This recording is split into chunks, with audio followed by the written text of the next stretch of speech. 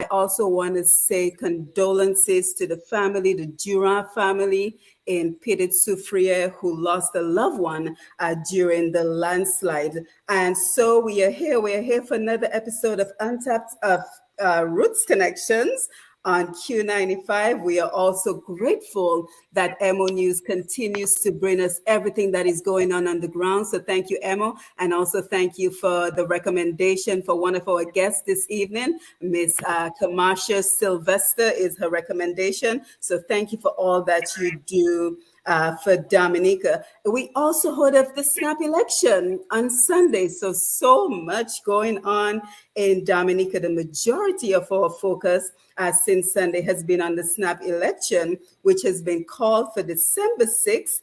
We also saw the launching of the candidates last evening. But I have to tell you, my main focus while I was looking at this event on Facebook were the people in the audience. So there was a lot of action on the stage, but my main focus were the people in the audience, because I kept thinking to myself, we as Dominicans, we are able to make so many more independent decisions if we are financially independent. And I think Dr. Valda Henry said it best, that we are not truly independent unless we are financially independent. And so we have brought you an entire team of agro-processors, experts in the fields, as well as buydominicaonline.com, because I always say, we have the pieces of the puzzle. All we need to do is to put it together so that we can create the financial opportunities that Dominicans at home and abroad need in order to be more independent, right? So here we are today. We are talking agriculture. We are talking agro-processing. And it was so disappointing last evening to hear one of the ministers says that Dominica has no resources. And I'm thinking to myself, with all the fertile land and the water and the abundance of talents, we have no resources. So here tonight, we are here to show that if we invest in our people, if we invest in their financial independence, they will be able to do so much more in terms of being independent in making other decisions, such as who governs them. So I'm truly happy that our guests are here with us this evening as we start this conversation, and we want to go ahead and invite them in very early into the program. So again, we have a number of agro-processors. I think we just lost Vincia, but you'll be right back. So let us go ahead and begin with our agro-processors, and then we will have our experts tell us a little bit about themselves. So Kamasha, I will start with you. Just give us a quick introduction of who you are, where you're from in Dominica, and the name of your product. Yeah, good evening. I am Kamasha Sylvester, and I am from Paybush. Usually I introduce myself by saying I'm from the capital of Dominica, which is Paybush. So, it's a little re-education for the people that didn't know the real capital. Right. Yeah. I do packaged wild crafted sea moss, and my brand is Hey Mama. Mm-hmm. Thank you for joining us. We have Krishana, Mrs. Krishana Francis. You want to tell us a little bit about yourself, where you're from, as well as the name of your product? Okay, so hi everyone. My name is Krishana Francis. My name of my business is Manny's Melts. I am from Point Michel.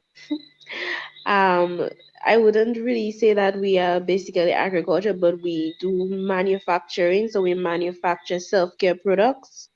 And some of the self-care products are like candles and foot scrubs, so stuff that are good for our well-being. Mm-hmm. Thank you for joining us.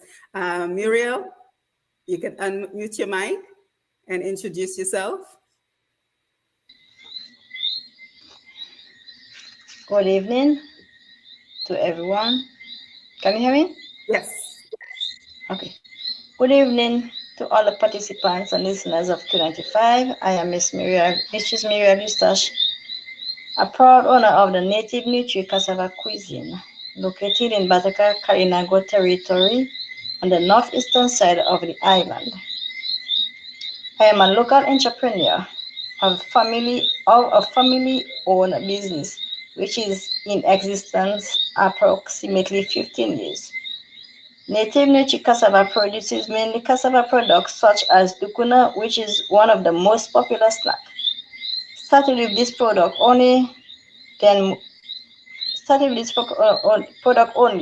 move on to various products such as composite bread, farin balls, pastries, cakes, flour, cassava chips, spicy and original.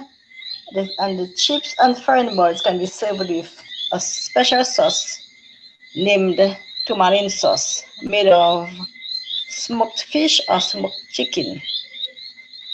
Also the fufu, which is next item to introduce on the market, served with curried goat and farin, cooked farin, and it is eaten by hand, by your fingers, by your hand.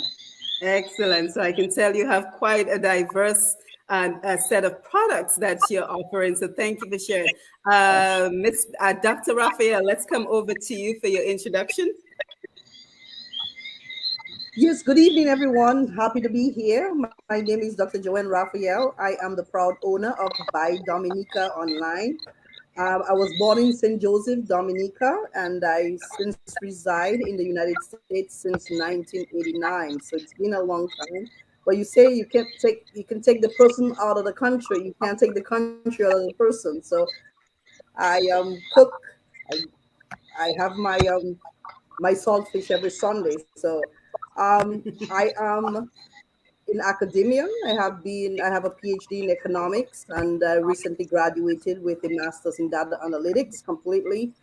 But I'm a daughter of the soil. My father was a farmer, and I grew up carrying bananas and have my own vegetation. And I saw the struggles with agriculture, and I want to be a part of the solution.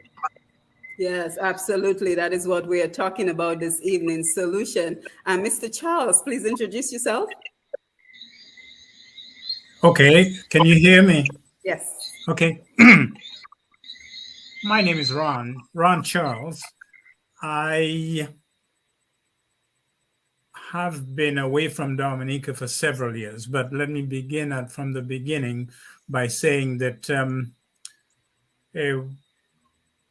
it was quite sad to see the devastation that was happening on the eastern side of the island as a result of the heavy rainstorm or freak storm, as some people call it, which reminded me of what happened to my village. I was born and raised in the village of Kulibistri on the western side of the island.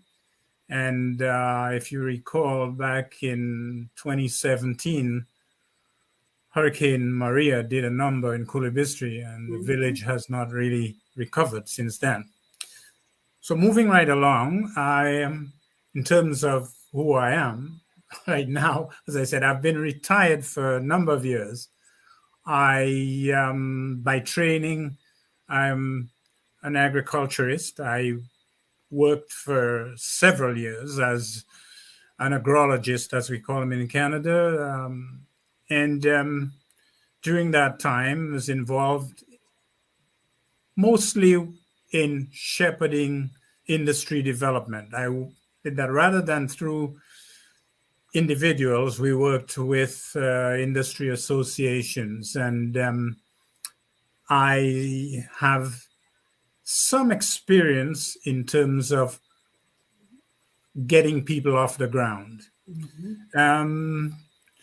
In terms of my qualifications, I have a bachelor's degree in animal science and a master's degree in food science. I spent a fair bit of time, as I said, in combining those two disciplines and work as in industry development and program development. So beyond that, I'm not sure how much more you want from me at this point, but that is perfect. As the conversation goes on, we'll learn from each other. We'll find out a bit more about each other. Thank you very much. And I sincerely want to thank you for reaching out to me through Push Past 10 to say, you know what, I would like to make a contribution because I have some knowledge and experience that I want to share. And that is what we're hoping to accomplish with this program, because when we look back at the last 35 programs that we have done, we have had an array of professionals from Dominica who reside in Dominica and overseas, and they're all bringing their expertise so that we can create that financial independence. And you're going to hear that phrase a lot this evening, because I truly believe that this is where it begins. Because take, for example, you know, as long as probably Dr. Raphael out there, as well as millions of Americans, went to the polls yesterday to vote for the midterms. And I can bet you not one of us was in the line thinking, oh, you know what, I better make sure Joe Biden doesn't find out who I am voting for, so that I don't lose access to the home that was borrowed to me. My child doesn't get that scholarship. You know, whatever little NEP job that I have is not snatched away from me. So it begins, the conversation in my mind begins with financial independence. And that has been the theme of this program, Roots Connections, for the last year and a half. So again, welcome to Roots Connections. This is episode number 36 for today, November 9th, 2022. And I am your host, Simone Mathieu. Good evening to our Q95 listeners around the world, as well as everyone who's joining us via Facebook on Q95 Radio, Push Past 10, and Q95 FM Radio on YouTube. I already see we have, let's see, Peony Shirley's here, my mom, Medina Senhouse. So guys, come on in on the Facebook Live. And as you do, don't forget to share the live. We're looking forward to engaging with you via Facebook, as well as your telephone calls this evening. And don't forget to visit q95da.com for all the best in programming. For example, we just recently had a program on the importance of cultural industries. And tonight I'm going to show how all what we're talking about, this cultural industries. So we have a lot to cover this evening. Again, joining us is Miss Kama Sylvester from Hey Mama, Wild Crafted Caribbean Sea Moss. Miss Vincia Casey should be trying to come back in, showing, and Lambi, please see if she's trying to come in. She's from Waitukubuli Chilean Cocoa Products. We have Miss Muriel Eustache. Pronounce your last name for me, Muriel. Eustache. And she is from Natives Nutri Cassava Cuisine. We have Miss Krishana, Mrs. Krishana Francis from Manny's Melts. I think we're also expecting, please look out for Mr. Severin McKenzie from Dominican Manufacturers Association. And then out here in the US, we have Mr. Ron Charles, an expert in agriculture development and industry. And in the US as well, we have Dr. Joann Jolly-Raphael, the proprietor of Buy Dominica Online. So this evening, as always, we are grateful to Mr. G and the Q95 Radio for the opportunity to come here every other Wednesday to tap into our human resources and to reverse the drained brain and to create those financial opportunities. It is great to see Mr. Lambi Charles back on the console. Lambi, you were sorely missed. I am very happy to see that you're in good health and good spirits. Thank you to Sherwood Norris for keeping us connected. And before we get started, we always want to remember Kanisha Etienne. We cannot let Kanisha's disappearance be in vain. So the Dominica Child Protection Services Society has continued the efforts to keep her memory alive. As a matter of fact, we recently collaborated with the Sophia Miriam Foundation out of Trinidad. So we are spreading the word on the importance of empowering our children to speak up against sexual child abuse. And if you want to be a part of this movement, you can always join us and send me an email on pushpast10@gmail.com. So as we get started with the program, I see Vincia was finally able to join us. Vincia, it is great to see you. Please go ahead and just give us a 2-minute introduction of who you are and tell us a little bit about your product.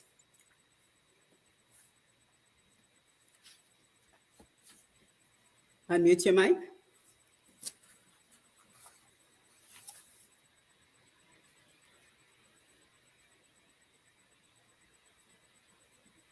No luck in unmuting? Oh boy. Oh wow. Well, while you're trying to unmute, let's go ahead, and I want to play just about a 4-minute clip on what is agro-processing and the potential for agro-processing in the Caribbean region. So take a listen very closely to this information, because I think it lays the groundwork for everything that we're trying to do. So Vincia, keep trying to unmute, because I really want to hear from you this evening. I think you have a great product. So either try maybe a different device, or maybe log out and log back in, because you were working just fine before. So keep trying, okay? All right, guys. So not if you can hear the video that's playing for me.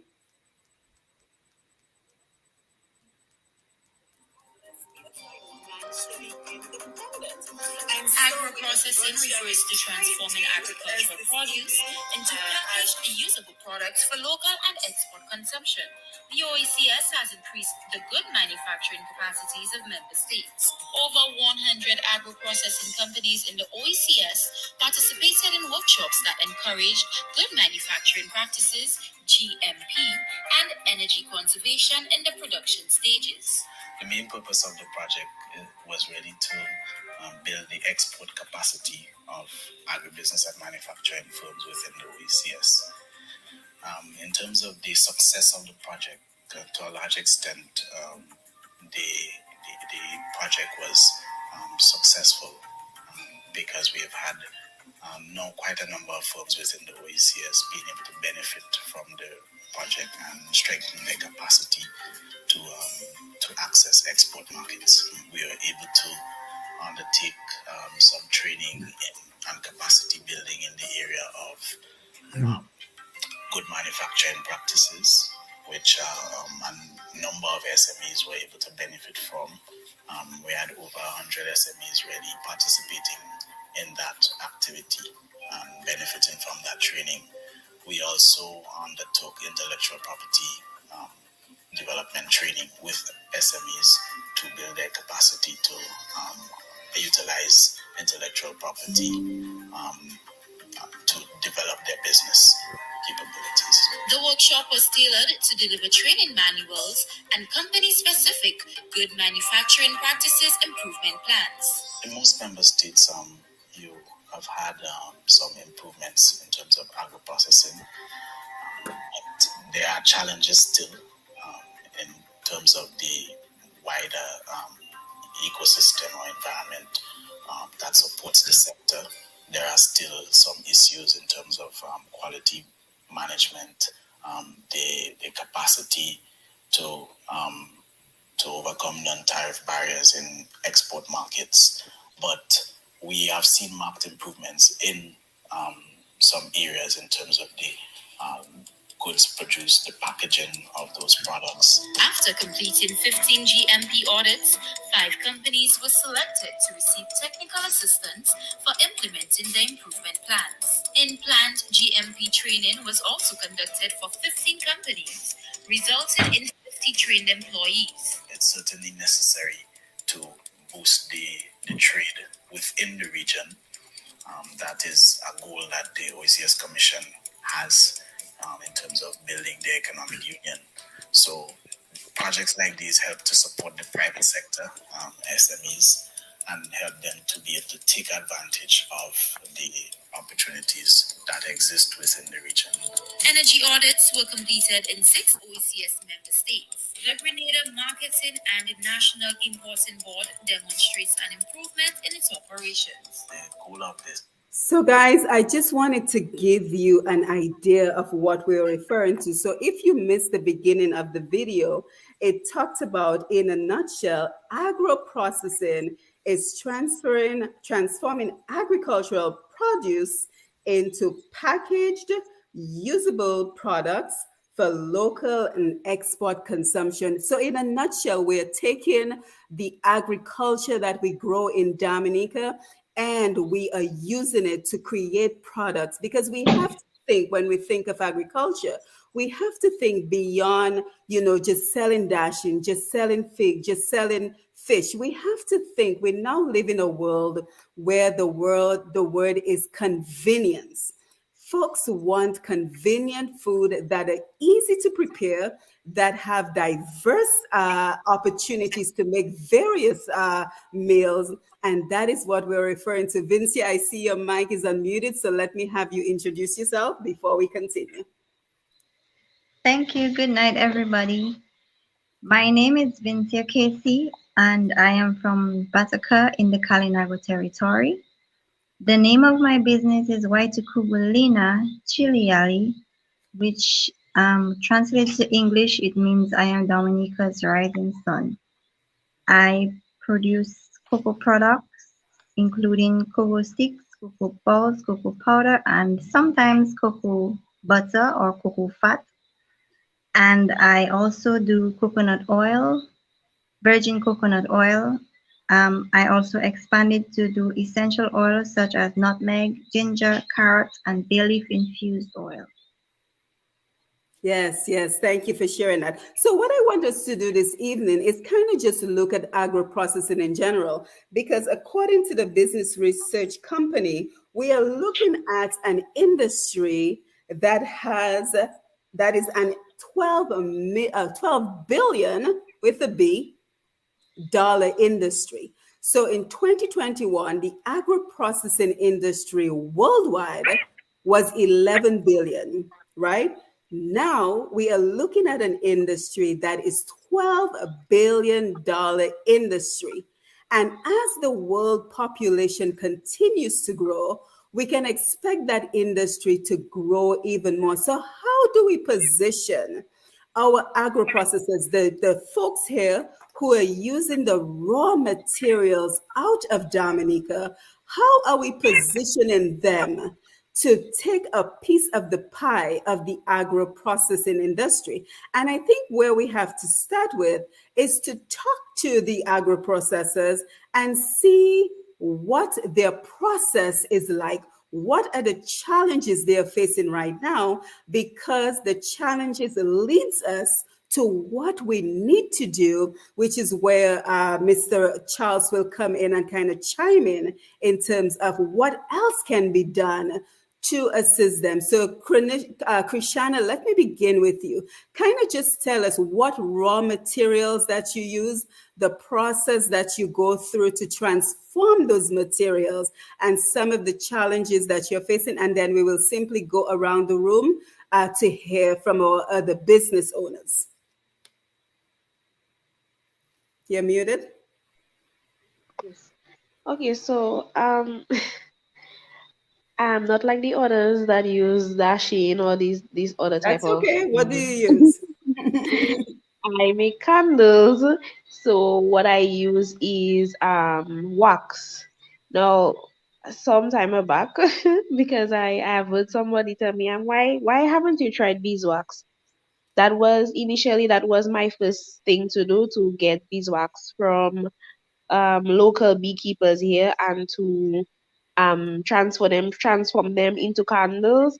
However, it was very difficult for me because I would have to bleach the beeswax and different things. So I import my products. I order my soy wax. The only product I have, or I try as much as I can to incorporate um the ingredients. I try as much to get ingredients that are here. Even with my candles, I've tried locally made fragrances to try to see how I could incorporate something in it. But it has not been so successful for my candles. However, my scrubs, the items, the ingredients that are in them are from the supermarkets, basically. Mm-hmm. So it's things that you would get in your pantry, in your kitchen, or in a supermarket. It has ingredients like baking soda, vitamin E oil, um, Epsom salt, because my scrubs are made out of salt. Basically, it's a food scrub, so it's made out of salt. Mm-hmm. um, the most recent product I have is a punch, coconut punch. So maybe that I can say. I use products that are made with the coconuts. It was grated from scratch. So we broke the coconut and we grated it. So maybe that's the only product I can say that um the items used in it are from here. Yeah, but So the it still begs the question though, Krishana, why aren't you able to find the products that you need locally? For example, the wax, why aren't you able to find that locally? So it kind of gives us a sense of some of what we need to invest in to ensure that our agro processors and our business owners, our small business owners like you, have the tools that they need. So continue. Yes, well, exactly, that's it. Because well, for me, my only thing is I met during the independence. I was out and someone met me and they told me, why don't you use beeswax? And I said, well, I am in business for 6 years and I have attempted to use beeswax. I even have some in my what we call it, my stash. And I just left it as is because what I was trying to do is I was trying to bleach it using the sun, but that was not successful. And with Dominica's climate, the weather, I'm in Point Michelle, and to me, Point Michelle always have rain. That is my take. But like every time I maybe put it out in the sun, it was never successful because with beeswax you have the scent of honey and all these kind of a thing. So for a process like that, I would have to get a machine or whatever to have it to bleach it because I am adding fragrance in my candle. Right. And we will come back to you to talk more about your challenges. But Mr. Charles, as we continue the conversation, and I want you to take some notes, because one of the things I'm always finding when I speak to young entrepreneurs out of Dominica is everyone seems to be starting from scratch. And that cannot bode well if we're trying to build industries in Dominica, right? So in my mind, I think there is a great need for mentorship. There's a great need for some hand-holding, because many people step out of their comfort zones to be able to create these businesses. And what they need is the guidance from us and the access to international markets, such as what Dr. Raphael is doing. So just keep that in mind, Mr. Charles, when I come to you, so we can have a conversation about building industry and providing guidance. So Miss Muriel, let me come over to you. Just kind of tell us about some of the products that you use. I know that you use cassava. So tell us about your process and tell us about what you do. Unmute.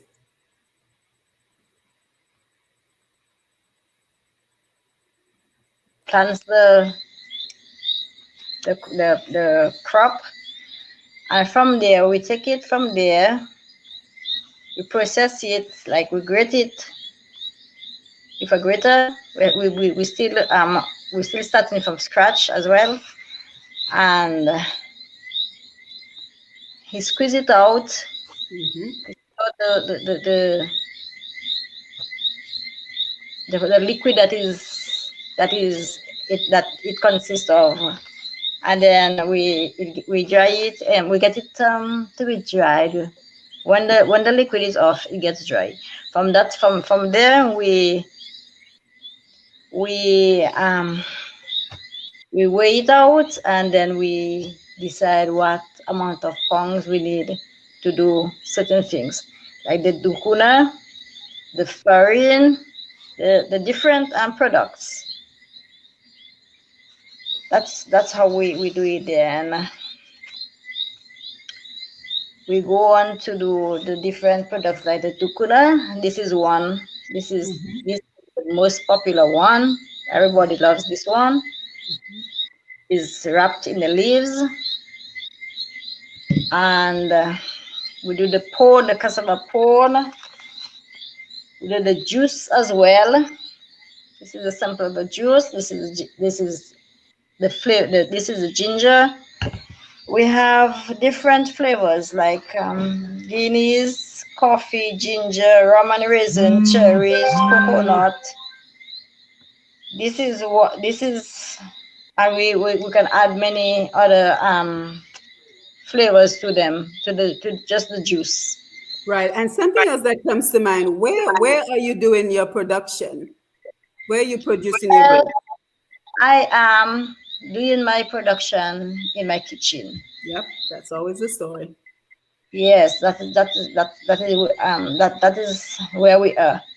Trying to construct an outlet or a bigger kitchen that is well equipped for this process, but then we have got some challenges as well in finance. Yeah, absolutely. Thank you. Vincia, let me come over to you. Muriel, you can mute.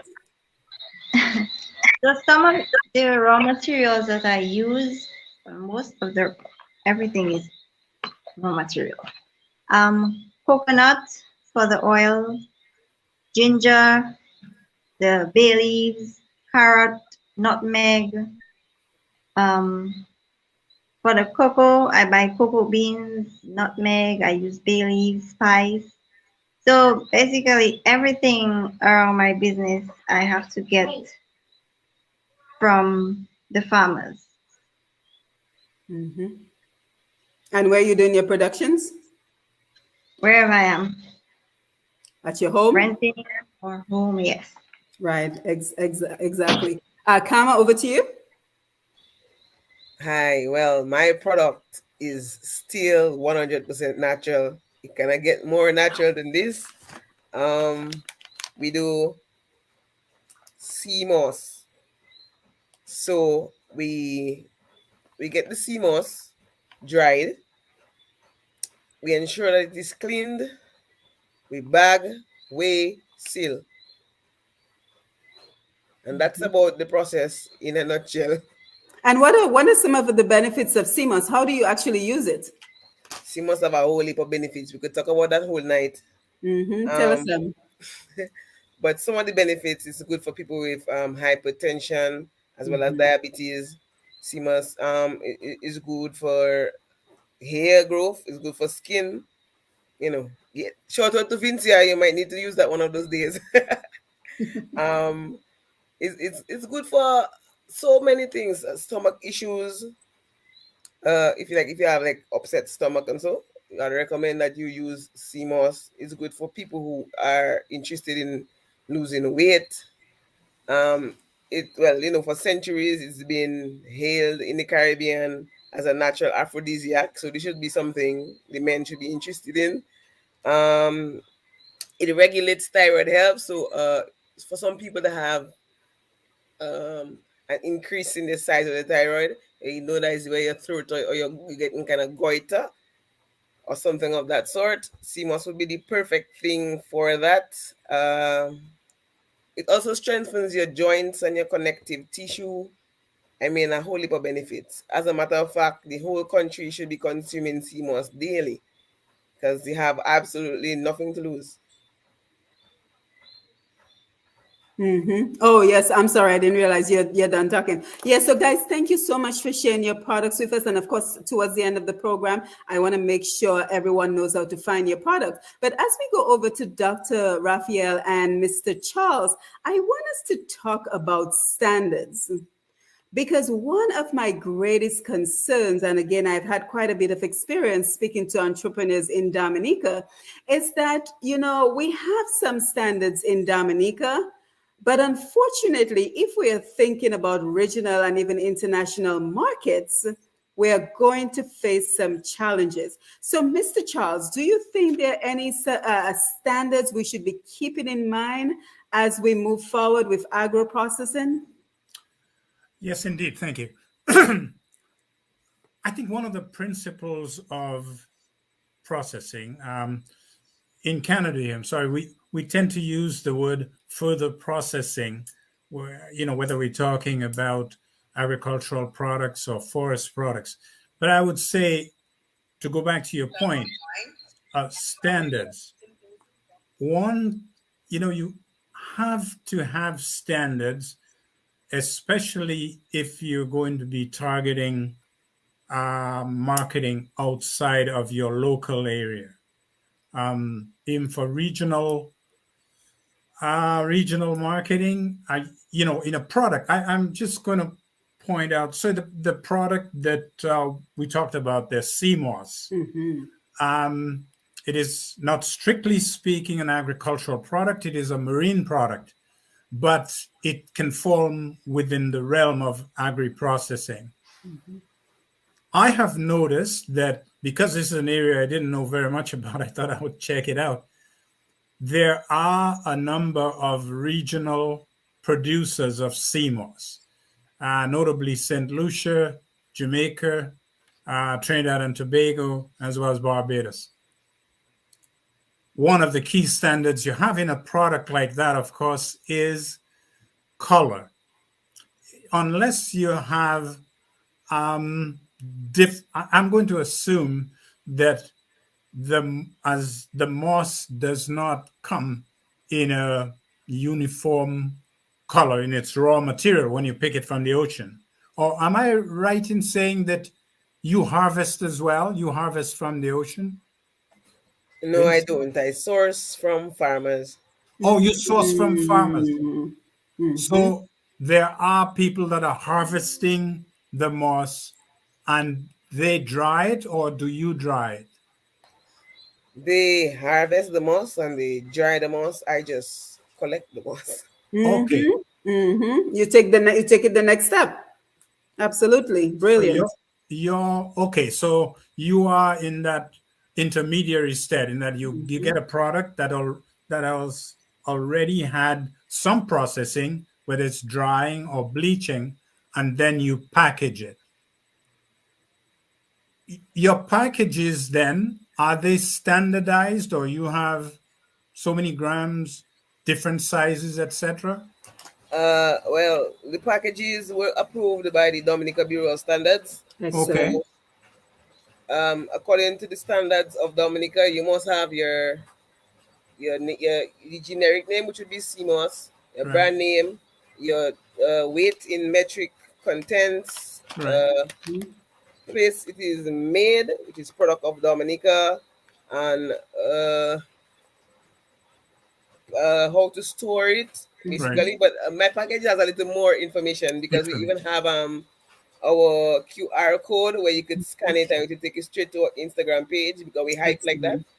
And basically just trying to get stuff done professionally. And Mr. Charles, let me just interject and ask the rest of our agro processors, were you guys also able to go through the Bureau of Standards, or are you just simply navigating your own waters when it comes to the standards of your products?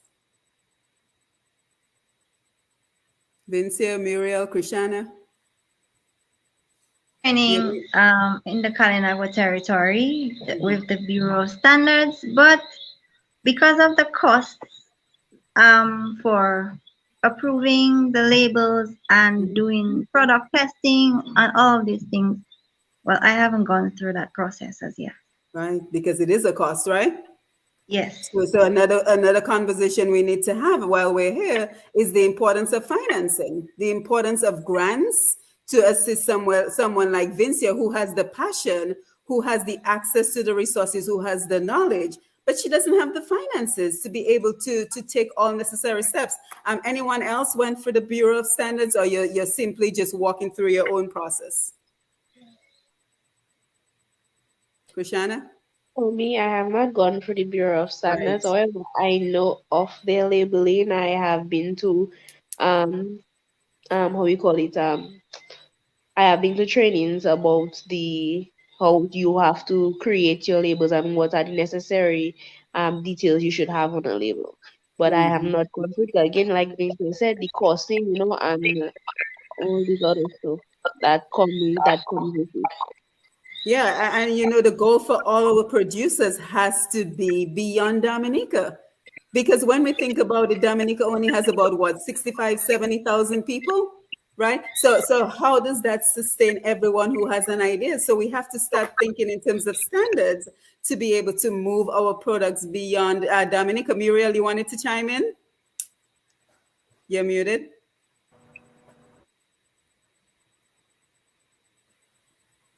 Can I just say something here? Yes, go ahead, Doc. Go ahead, Doc. If we don't even have, yeah, oh, sorry. If we don't even have a full standard here, we cannot even begin to talk about standards outside of the United States, or outside of Dominica, because then we have to do with FDA, the Food and Drug Administration up here. So it is something that probably in the short term we have to fix in order for us to be prepared for more international markets. Mr. Charles, continue. Yes, I think our last speakers really touched on an important point there. If you're looking at marketing beyond your local area, you can't underestimate the value of the standard. The question that I have is, beyond the Bureau of Standards, are there any resources available either with the Agriculture Division or otherwise that would assist you in moving towards,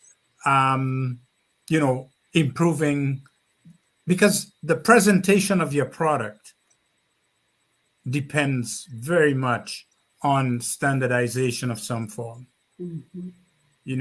If you're talking about having your product outside of Dominica, which I think some of you would like to do, and to, because as Muriel mentioned, the market in Dominica is not a very large market. So potentially, if you're going to do any investment in there, you have to have your eyes down the road. Now, it may take you a while to get there, but you have to have that vision of where do I want to go with that product. And just a quick question, how many people are trying to reach markets outside of Dominica? I thought so. Muriel, did you want to make a contribution? You wanted to say anything? Unmute your mic. I was saying that the Bureau of Standards is in the process of testing the juice and some of the products I usually have. Through ICA, I think that they are paying the fee for it for that process. Right. Excellent. Good to hear. And Doc, let me come over to you, because you are on the receiving end of these Dominican products. So kind of just give us a little bit of a walkthrough with regards to what you do with buydominicaonline.com, because I think you are the portal that we need to get many of our products into the international markets to gain that financial independence that we are talking about on this program this evening. So kind of just walk us through Buy Dominica Online, your process. How do you pick up the products? Who do you have products from? And then tell us about the challenges that you find with regards to the standards of the products and what needs to be improved. Well, okay. Buy Dominica Online basically is a secure online website in the United States, where products are being purchased from Dominica. They are being fulfilled in South Florida, where I reside, and then we ship it to our customers. And we have customers in the United States, Canada, Europe, and we are hoping to target the entire globe. So that's our goal. Our goal here is also to assist and to educate manufacturers and support the manufacturers. We get a lot of great feedback from our customers. I solicit feedback.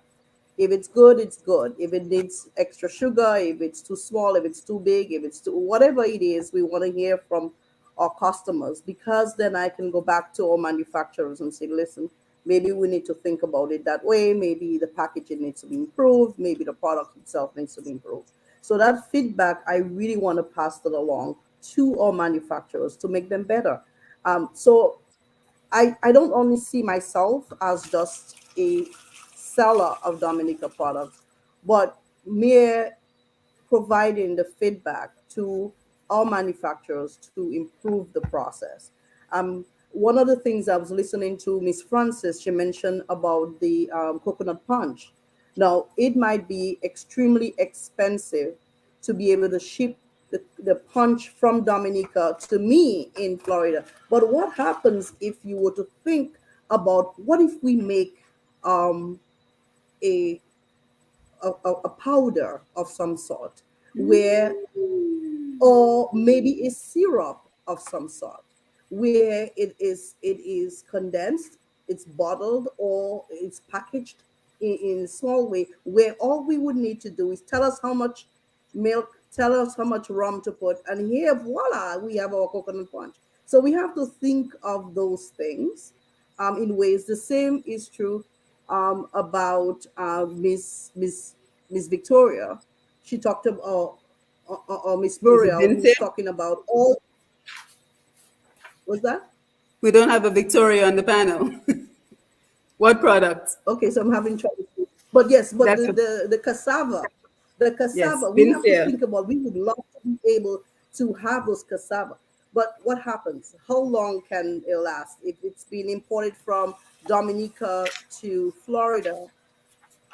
In terms of refrigeration, in terms of durability, so shelf life. So a lot of things we have to think about to be creative so that we'll be able to prepare ourselves to the external market. And not to forget there's FDA standards that if you are manufacturing products from of any sort, that there's FDA requirement. And one of the things that Buy Dominica tries to offer is support in that area, where we'll be able to support manufacturing and assist in that capacity for FDA registration and renewal.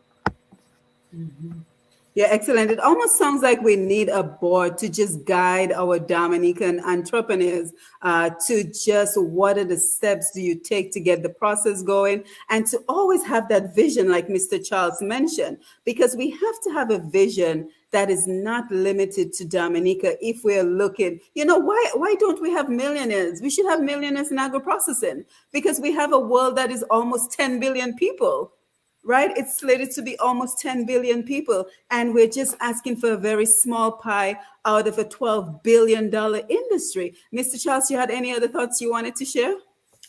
I think I'll come back. You can cycle around. I'll be back. Well, collect my thoughts on that. Yes, thank you for that. So let me go back to our processors, our agro processors, and just find out what are the challenges that you're facing. For example, financing. How did you get financing for your business? How do you continue to get finances? What is your business plan? Because I think what happens is we start these businesses, and for many of us, we just see it as like a hobby. It's just something that we're doing. But can you have a vision that you want this to be your main income earner? So what would it take to make this your main income earner, to the point where you're able to hire other Dominicans and make that their income earner as well? So I want to go around the room and just let's throw out some other ideas with regards to the other challenges that you're facing, in terms of where are you getting money to be able to do what you're doing? Are you making a profit? How can the public assist you? How are you promoting your business? So what is your business plan? Krishana, let me come over to you.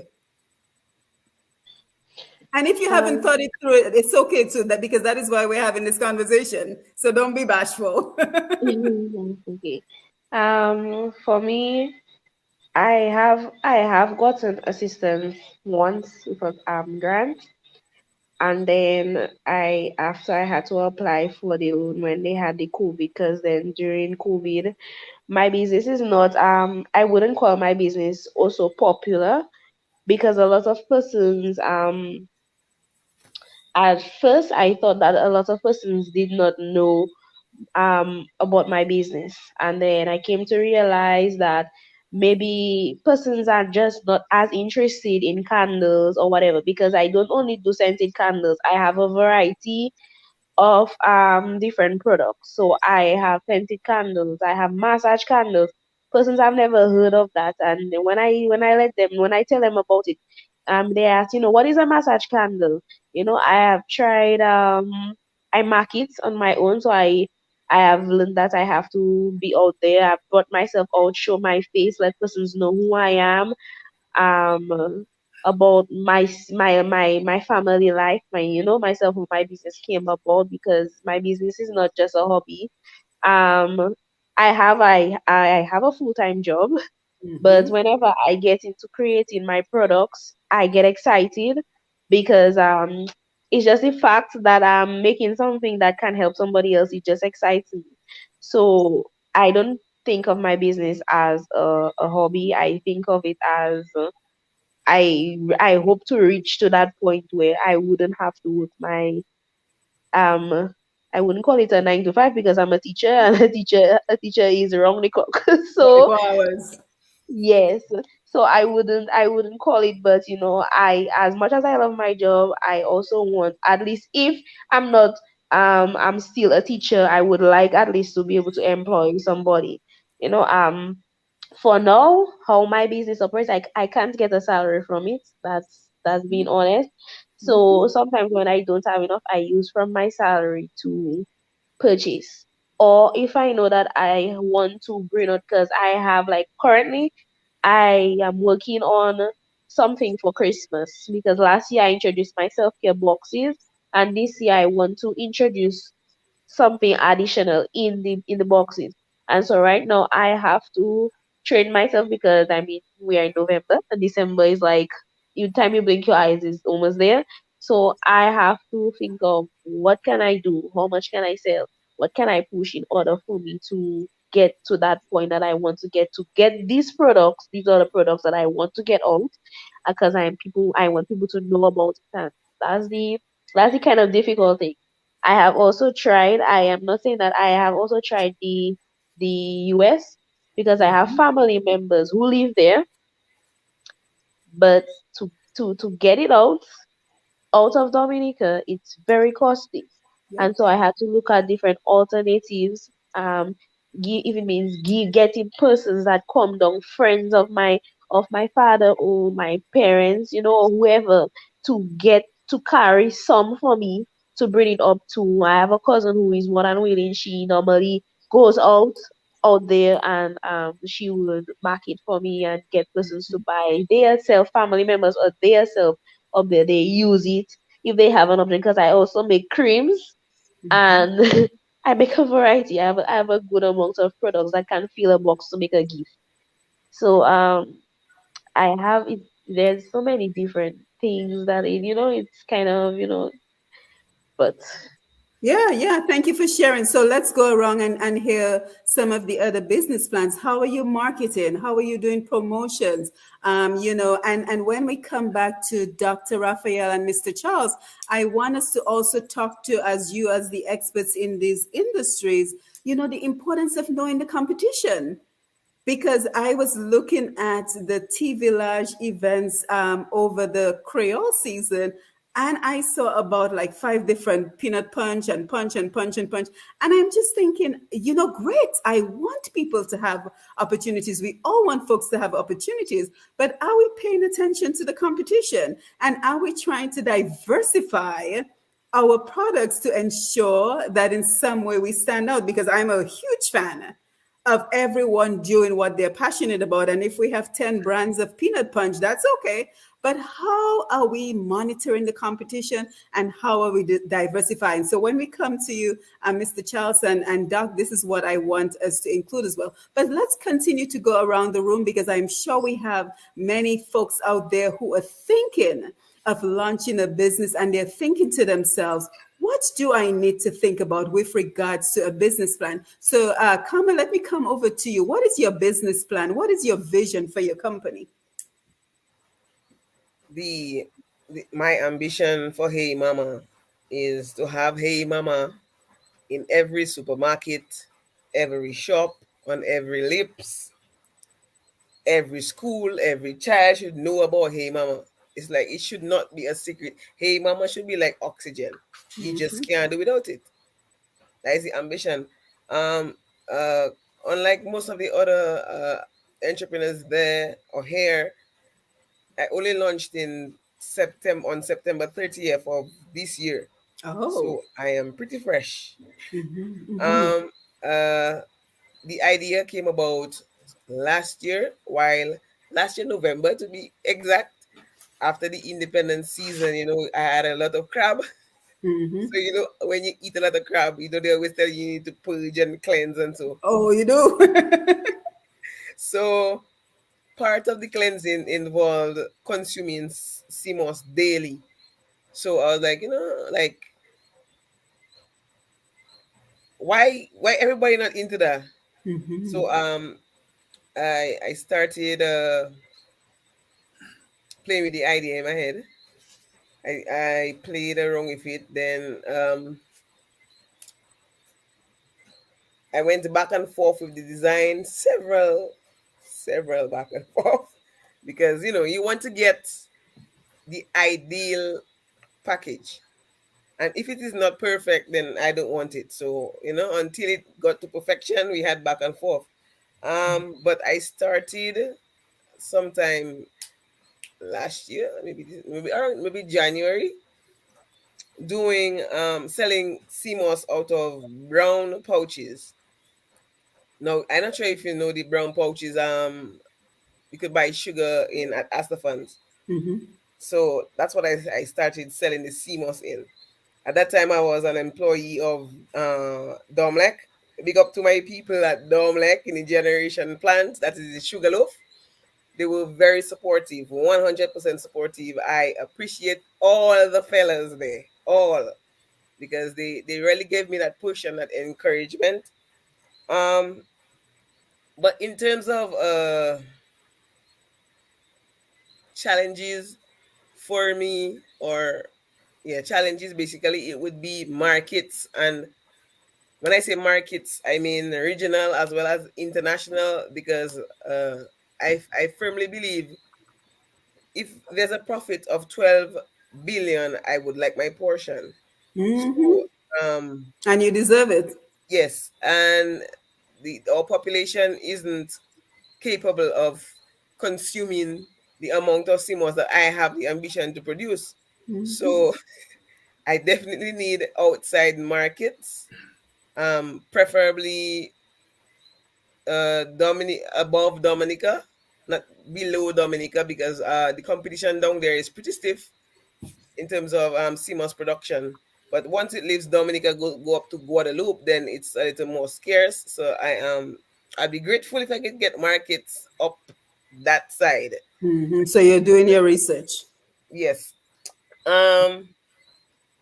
But yeah, currently I am at supermarkets. Well, most major supermarkets in Dominica, you could find the sea moss there, because excellent.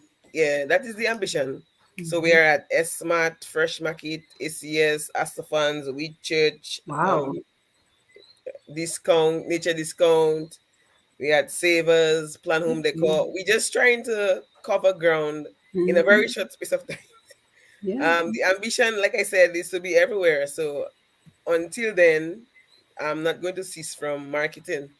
What I use as my market would be my mouth. First of all, I market myself any and everywhere. I always have 2 pouches on me or more, just in case, because you never know who you bounce up with. I use Instagram, and I'm a big Instagram person. Instagram, and I link my Instagram to my Facebook. So whenever I post on Instagram, it's also posted on my Facebook.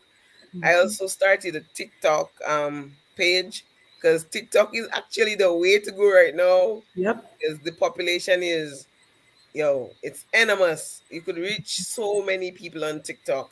So I'm not sure whether the other entrepreneurs here are on TikTok, but if you would like to make some movement globally, TikTok is the way to go. Yes, thank you for that. And Muriel and Vincia, I want to come to you guys, but we finally was able to get Mr. Severin McKenzie into the room. We were having some challenges getting Mr. McKenzie into the room, so we're happy he is able to join us this evening, and he represents the Dominican Manufacturers Association. And as you know, this evening we are looking at the topic, beyond peeling fig and dashing. Are we taking advantage of advances in agriculture, such as agro-processing, to be able to give our Dominicans at home and abroad that financial independence that we know is necessary in order for people to be able to make other decisions, such as who governs them? Because I have to tell you, you cannot bite the hand that is feeding you. If someone is the one paying your rent, putting food on your table, sending your child to school, do you really have a choice with regards to if you vote them in or not? So, Severin, I know you have a lot to say on the topic, so I want to welcome you to the program. Thank you for your patience with regards to getting us, and just kind of tell us if you have any thoughts on the topic and the role of the Dominica Manufacturers Association in all of this. All right. Good evening, Simone, and let me say good evening to your guests. Thank you. I'm happy to be there. I realized that the plane was delayed, so I was in the waiting room. Sorry about that. Yeah. Unfortunately, I'm not really representing the Manufacturers Association per se. I tried to get the president of the Manufacturers Association, John Robin, who is in fact an agro-processor and has been into the Benjos CMOS for some time, exporting quite a bit of his stuff. My connection with manufacturing is in fact, I was the president of the Dominica Manufacturers Association for quite a number of years. And this is because I operated the toilet paper factory in Dominica, which since Hurricane Maria has not been back in operation.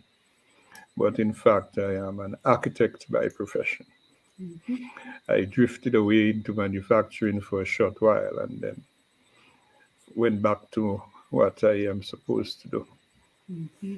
But I think I spent about 10 years in the Manufacturers Association when we actually reactivated it, because it had been dormant for quite a number of years. And some of the things that we actually did for the agro-processing industry was to establish what we referred to as the Buy Dominica Super Center, where we established a small outlet for our local manufacturers, particularly the local products. And we were in fact using this as an incubator where manufacturers, particularly the cottage industries, who could not access space in the supermarkets, then they had an outlet where people could actually try their products. And what we saw with the Buy Dominica Super Center was a significant increase or improvement in the quality of the products that were actually coming in.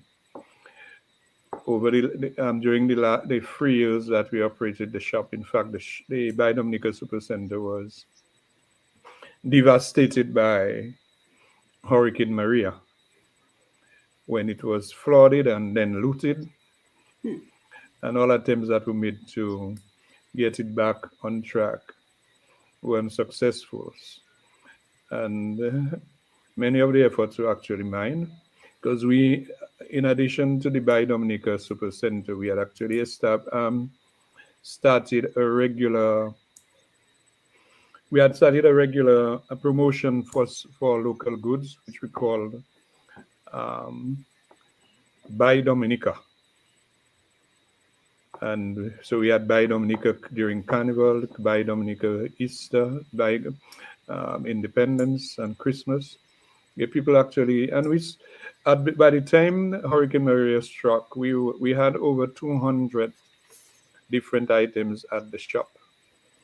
And we were in the process of establishing a Buy Dominica shop in Guadeloupe, because we realized that there is quite a big Dominican population in Guadeloupe, And but Maria interrupted everything. But one of the main problems with the agro-processing industry in Dominica is the fact that we do not produce raw materials for manufacturing. Mm-hmm. So, for example, let's take passion fruit for an example. There is a particular type of passion fruit that can be considered the best for manufacturing because it has a lot of pulp. Because but you do not find this type of you do not find it in production. So even when Bello was operating, and unfortunately Bello saw the demise of Bello came also at during Hurricane Maria, you know, and Bello was in fact the foremost agro-processing industry in Dominica. I mean, Bello's products had actually made it internationally. And the information I have about Bello is the fact that they were actually producing Bello products in the United States on some type of franchise or brand, and we were importing Bello products into Dominica. Yeah, but one of the main problems with the agro-processing sector is the fact that is one that we do not produce crops for manufacturing, and two, the volume that is being produced as it relates to economy of scale. So, for example, if you go to the persons who were processing passion fruits for passion fruit syrup, and I'm sure everyone would have been very much familiar with the type of passion fruit syrup that Dominica produced. You know, everybody have tried to do it, and they have just not gotten the formula to produce Dominica's passion fruit syrup.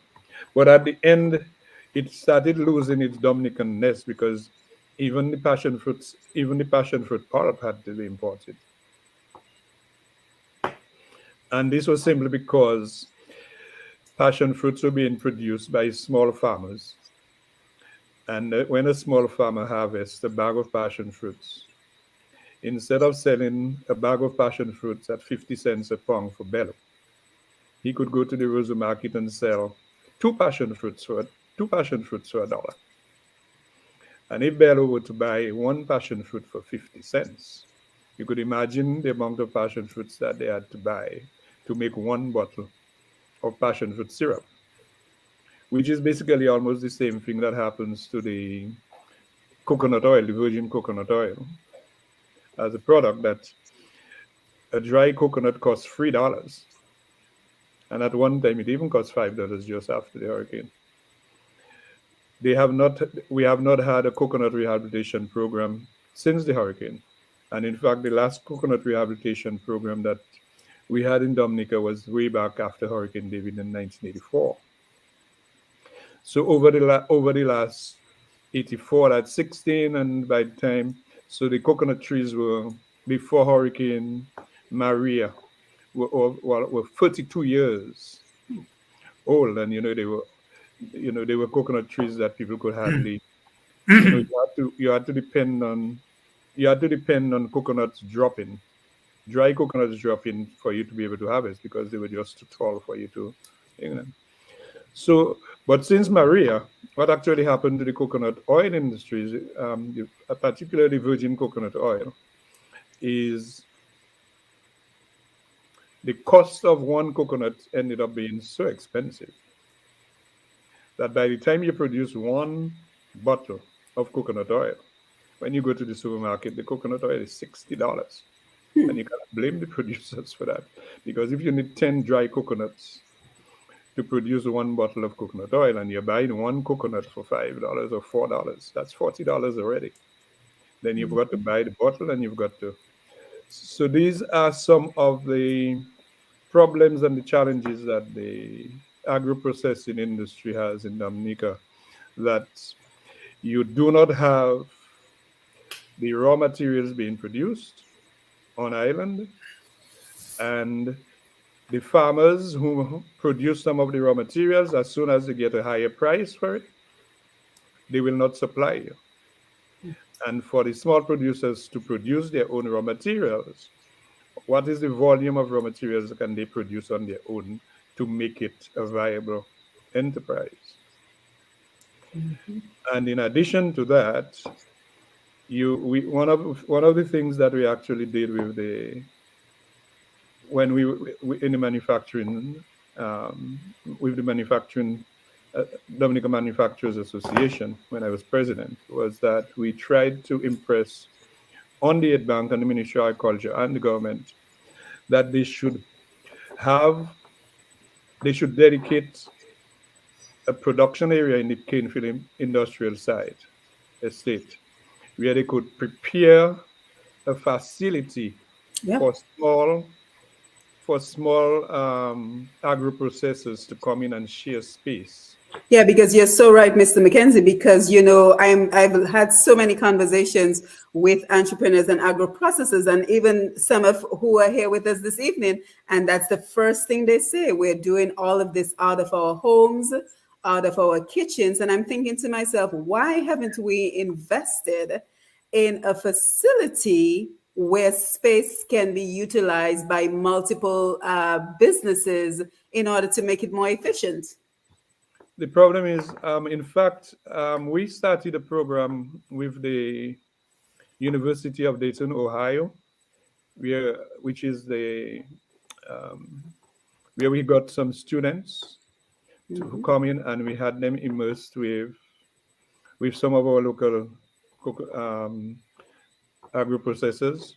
And one particular year, we had them immersed with some of the producers some of the agro-processors who produce coconut cheese. In fact, at the end, we even had a coconut cheese competition, and it was really, really a successful one where they came out with the varieties of coconut cheese. And at the end of the exercise, we tried the top 3 winners of the coconut cheese competition, we approached the youth division, who has a facility in High Street next to the Inland Revenue Division, which is some youth facility. They had they had a good kitchen facility, and we in fact negotiated with them and negotiated with the Aid Bank, and the Aid Bank made some finances available. Because what you had was a situation where the coconut cheese producers, all of them were using their graters and the blenders.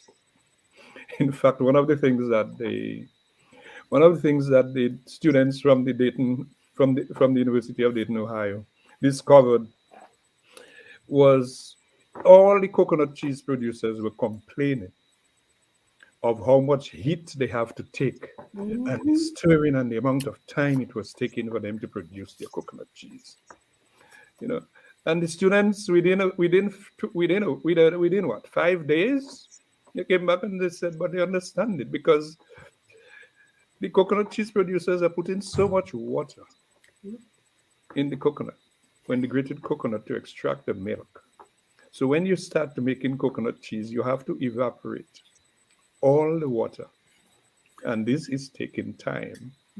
So they just give them a simple thing. Look, watch me. You do not have to add water to the grated or blended coconut.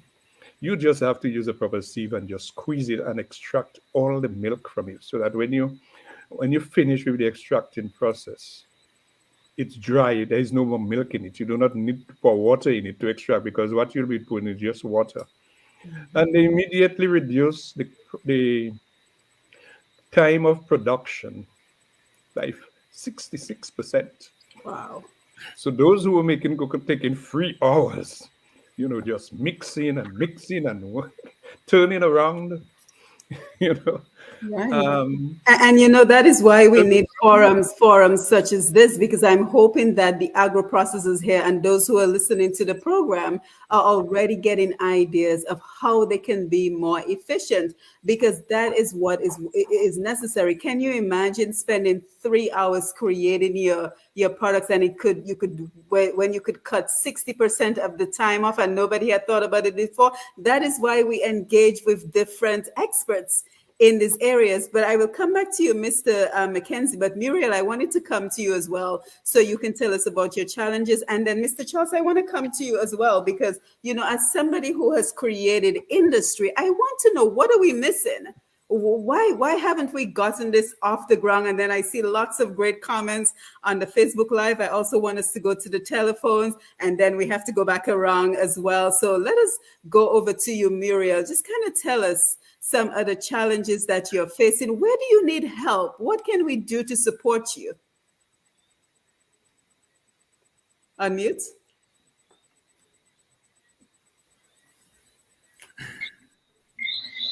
Yes, my greatest challenge is in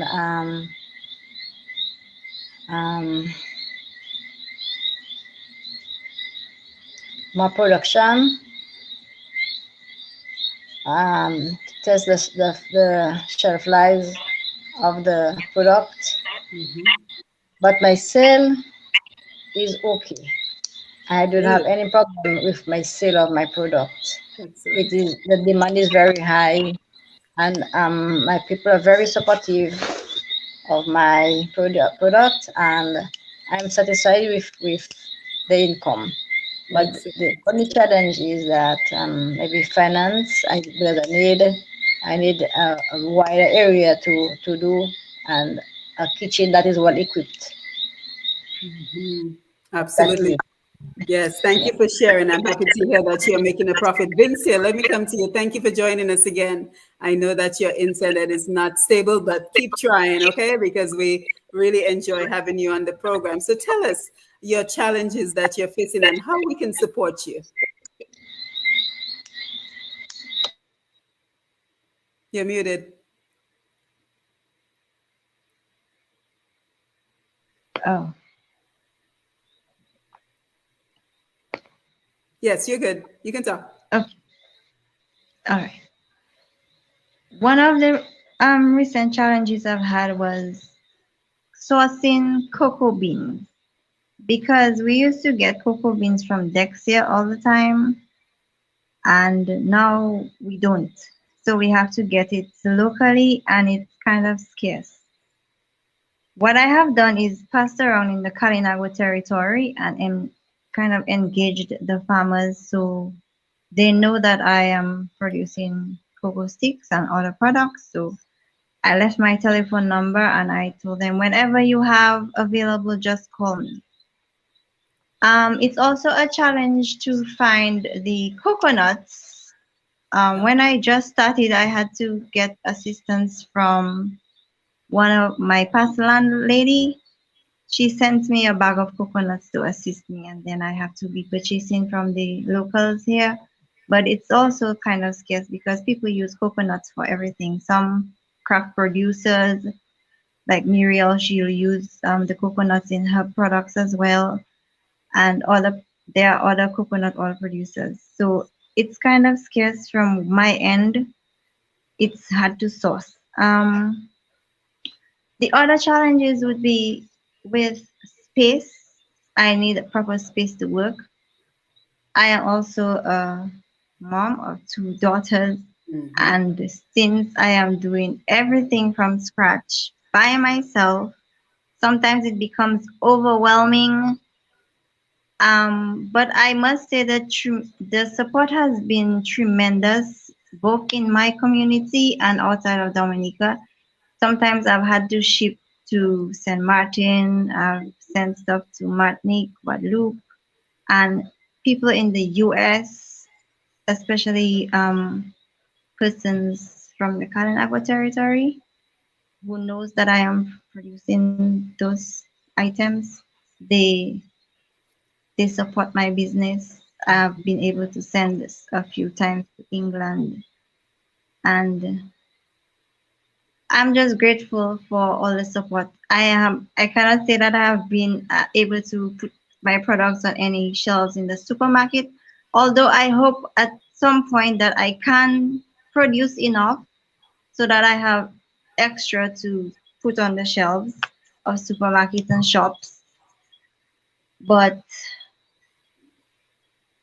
we'll see what happens in a few years. And that is the goal. Get it on the supermarket shelves in Dominica and take it beyond Dominica. Mr. Charles, let me come to you for your thoughts. Let me come to you for your thoughts, because I know that you have built these industries. So let's just have some thoughts from you. Unmute. Unmute. Is that better? Yes. Yeah. It's interesting listening to Vincia. I mean, it seems that at this point, she's satisfied in terms of the returns, but she does admit to a number of issues. And one of the things that I wondered about as I listened to her was, you have a range of products that you're doing. Which one of them would you consider your main product?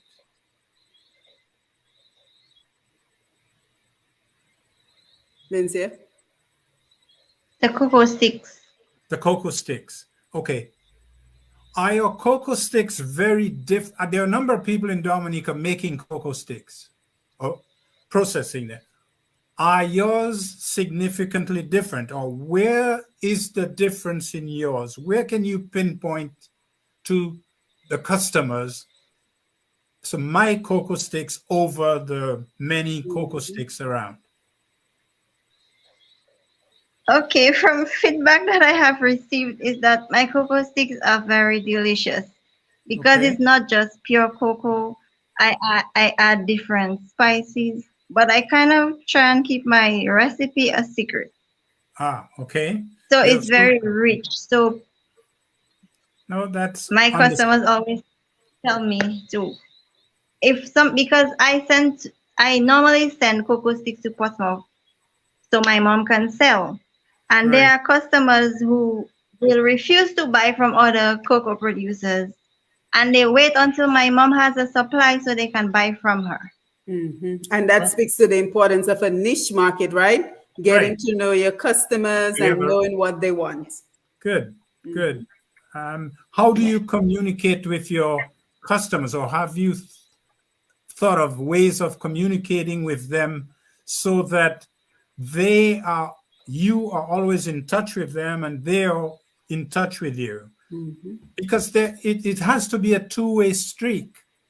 Marketing, you depend a lot on the feedback that you get from your customers. And that's going to make quite a difference. Now you mentioned... So I have... Go ahead. Go ahead. Go ahead. No, go ahead, Vincia. Okay, well, I just created a Facebook page. I also use my phone, and whenever I get messages, I respond as soon as I can. And whenever persons purchase from me for the first time, I always ask them to give me their reviews, their feedback, how I can improve my product, whether or not they're satisfied. Good. Have you got a little business card? Yes, I do. That you can hand out to people. Very good. That's excellent. With your phone number and contact where they can meet you. Yes, sir. That's excellent. You see, you've gone through, from what I hear from you, is that you're making quite an effort to get your product out there. Now, the thing I have to ask you now, you mentioned earlier that you were hoping for something. Now, in the business world, or in agri-processing, or anything that I have been involved with, you don't hope, you target. You say, this is where I want to go. Not hope. I mean, hope is something hanging in the air. But you target, you can control your targeting, you can work towards the mechanisms that help with your targeting. And if you have, I would like you to have this frame of mind from hope to target. This is where I want to go. This is my goal. And with that in mind, and I'm sure you probably just haven't articulated that, but you've thought about it. But I just wanted to tell you that's important to get around this idea of hoping for something, but rather saying, this is where I want to go. Yes, sir. That's brilliant. And keep in mind, guys, this, we're speaking to Vincia, but this is for everyone. So I hope that you're taking notes on the questions that you ought to be asking yourself. Do I have a business card? Am I in contact? How do I know the quality of my products? What are my targets? Not my hopes. I so appreciate you saying that, Mr. Charles. Not my hopes, but what are my targets? And I especially like how Karma approaches it. She's her own walking billboard. She always has her products with her, just in case she runs into someone she can sell it to, because it becomes a 24-hour business. Because, you as the entrepreneur, you're doing most of the work. So I want to come to you, Dr. Raphael, and then we're going to go over and open the lines for phone calls, as well as take some comments. And then, guys, when we come back, because we're quickly running out of time, I think we need 3 hours, Mr. G. But when we come back, Krishana, Vincia, Kama, when we come back, I want you guys to just get an opportunity to promote your products. Let us know where we can get your products, the price range, so we as a community can support you. So if you need to make some quick notes in terms of where exactly, how folks can get in touch with you to be able to purchase your products, make some quick notes, because when we come back from the other side of the break with regards to taking phone calls and taking some great Facebook comments that I am looking at, we want to come back and give you a few minutes to promote your products. And then Severin will just come back to you for your final thoughts as well. So Doc, let me come to you. Just, you've been in this business for a while. I feel like we've been together for a while. So just kind of tell us your general observations with regards to what we are producing in Dominica, with regards to competition, just in general. What are your thoughts, your observations since you've been in this business? So we've said it, we've all said it, we have some challenges. We have challenges with cost, raw materials, and we mentioned even supply chain. So what I've also heard wellness sells. So we now need to think about selling the experience. Mm-hmm. So we need to, it's not just a product now you're selling the experience. So in my case, when I receive Dominica products, and for all those reasons you mentioned, the coconut is very expensive, DHL is shipping is very expensive. So I am buying products from Dominica at a high cost and adding to it shipping expenses. So I'm going to have to sell it. So then how do I justify maybe a soap for $6 something? How do I justify that? So what I do is add value. I try to not, because with Amazon and with Walmart, if you order from them, they throw the item in a box and you just get the box. So I realized that I need to add value to this. So when my customers put an order, I wrap it like a gift. It's like a gift from Dominica to you. I go on and I put a little tag that says, we appreciate your business. We solicit feedback from customers. So we do that extra to add value. It's not just about the product. You have to think beyond just a product. It's an experience. It's like Disney.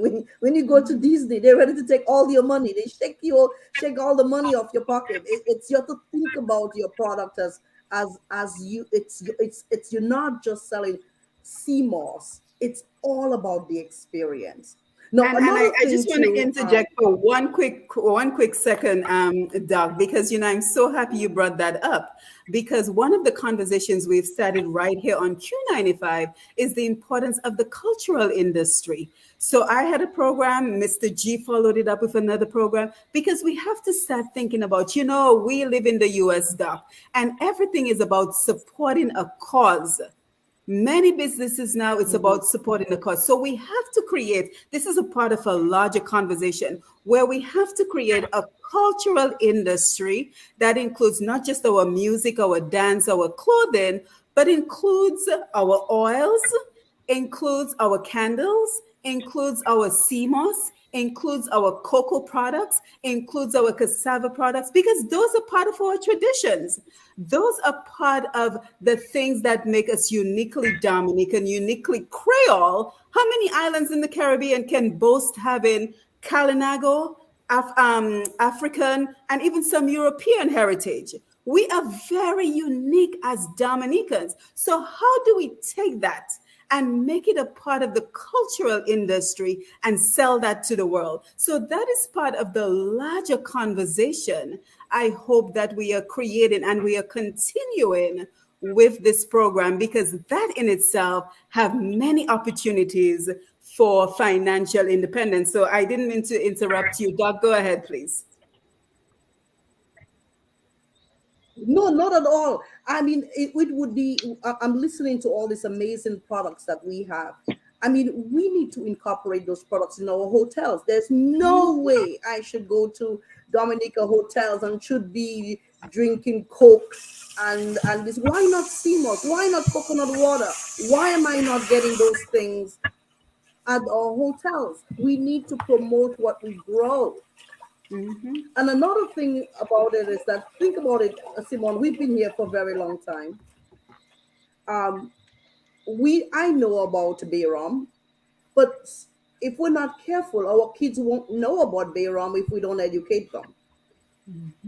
So we really need to that conversation needs to continue, that we need to be able to teach our kids.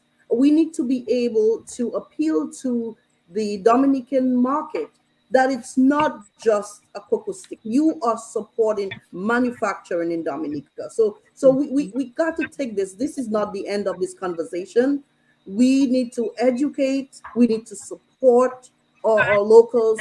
We need to eat what we grow. And grow what we eat. We need to take that to a larger conversation. Yeah, and take it one step further. Grow what we eat what we grow, and transform it and purpose it for local and external consumption. But we must take a pause. Thank you so much. This is such invaluable information everyone is providing. But let's take a quick break as we go over to the studio to invite our callers to come in to the conversation.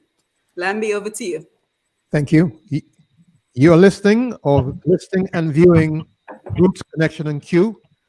The numbers for calling in are as follow: 449-3095, 449-3096, 449-3097, 616-4257, and on the overseas line is 305-432-9624. Back to you, Simone. Yes, thank you. And as we await your calls, I saw some great comments coming in on the Facebook. So again, we want to thank everyone who's joining us via the radio, Facebook, and YouTube Live on Q95 FM radio. We have Peony Shirley, very good program. I'm watching. My mom, Medina Senos, good night. Dear Rose, listening. Auntie Hummy, Humilion Watson, I'm here. Good evening, everyone. Not Nice, Easy Dog, good evening. Tina, great to see you. I'm here, was listening on Q. Good night, all. October's is here with us, and this folk, I'm not sure male or female, says, good evening, very imperative conversation.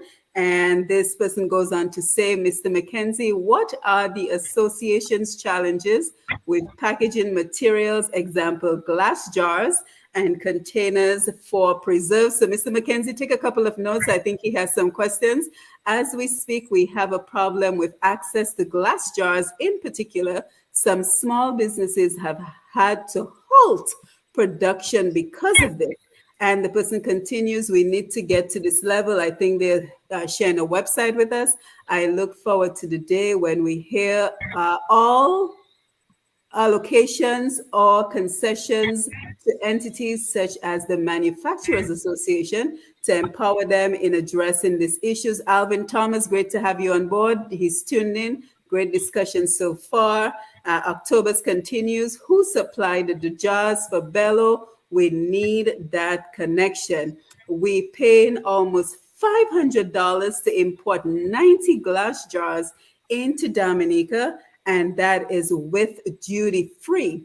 The association should partner with DSWMC and retailers for a good bottle recycling plan. Waste not, want not. All the Mathieu jars and other imported jars, what happened to them? Where are the linkages? Thank you so much, October. Some really great questions and great points. Alvin, wow, that's incredible. October's continues. We make coconut cheese, and this is good information. Alvin, McKenzie is there currently a functional manufacturers association. Veronica, good evening, everyone. And Alvin, absolutely. Dr. Raphael, Tina, I definitely agree with Dr. Raphael. So some great questions and some observations. So I'm just going to open the floor for anyone who wants to make a comment based on what we're coming in. But McKenzie, Mr. Severin, I want to come to you first because there were some pointed questions to you if you happen to have caught them. You're muted.